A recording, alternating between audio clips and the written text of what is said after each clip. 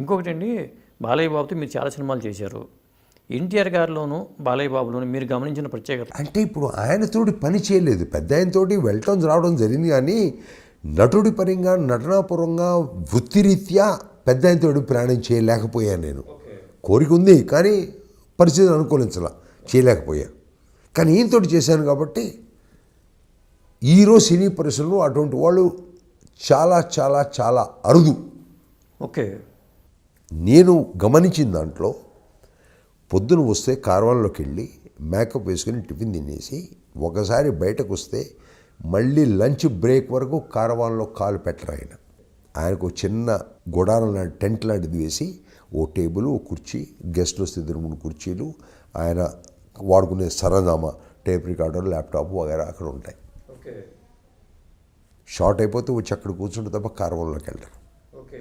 మళ్ళీ మధ్యాహ్నం భోజన విరామం తర్వాత టచ్అప్ చేసుకుని వస్తే రాత్రి 2 కానీ 3 కానివ్వండి మళ్ళీ కార్వాన్లో కాలు పెట్టరు. ఓకే. బయటే ఉంటారు. ఈరోజు ఎంతమంది నట్లు అంటున్నారు ఉన్నారండి. మిమ్మల్ని ఏమంటూ ఉంటారు ఆయన? మిమ్మల్ని ఏమని పిలుస్తూ ఉంటారు ఆయన? చౌదరి గారు అని పిలుస్తారు, ఏదో మనసులో పెద్దవారు కదా అని. అదేంటి బాబు గారు అట్లా అంటే నేనే బాబు గారు అని పిలుస్తాను. అఖండ ఇంత పెద్ద సక్సెస్ అవుతుందని మీకు అప్పుడు అనిపించిందా? అనుకోలేదు. ఎందుకంటే నన్ను అకస్మాత్తుగా పొద్దున్న 6:30కు ఫోన్ వచ్చింది, 10:30 ఫ్లైట్ ఉంది వచ్చేయని. ఇంత తక్కువ టైమే, 10:30 ఫ్లైట్ అండి, 8:30 నేను ఎయిర్పోర్ట్లో ఉండాలి. 6:30 ఫోన్ వస్తే నాకు పొద్దున్న లేవగానే నాకు కొంచెం దైవభక్తి ధ్యానం ఎక్కువ. దాదాపు గంట పడుతుంది నాకు స్నానం చేసే పూజా పునస్కారాలు, స్తోత్రాలు, శ్లోకాలు, ఆ కవచాలు చదువుకునేటప్పటికి.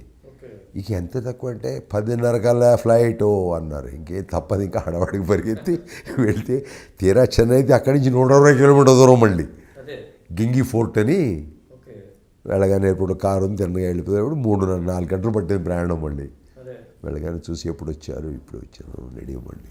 అంటే ఇంత పెద్ద సక్సెస్ అయిన సినిమాలో మీ క్యారెక్టర్ చిన్నగా ఉంటే మనకి అంత రావాల్సిన గుర్తింపు రాదనే ఒక ఫీల్ ఉంటుంది కదా.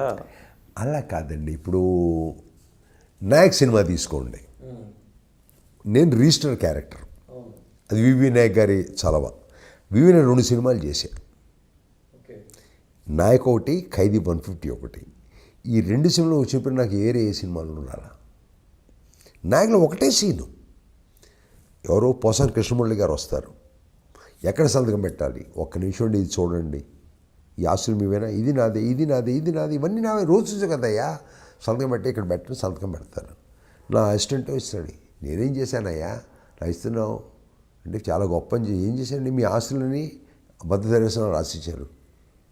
ఏం మాట్లాడుతున్నారా, నరాలు కట్టయిపోతున్నాయి, శుక్లాభా ఈయన కొడితే 100 మంది గుండాలు వస్తారని కంప్యూటర్ కింద పడేస్తాడు.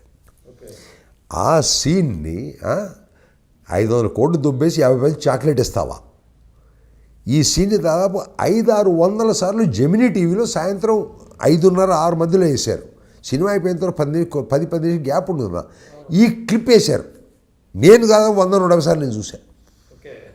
అంటే ఒక్క సీన్ ఎంత పాపులర్ అయిపోయింది చూడండి. అదే ఇందుట్లో కూడా అఖండలో కూడా బాలయ్య గారు వచ్చినప్పుడు సినిమా చూశారు తమరు.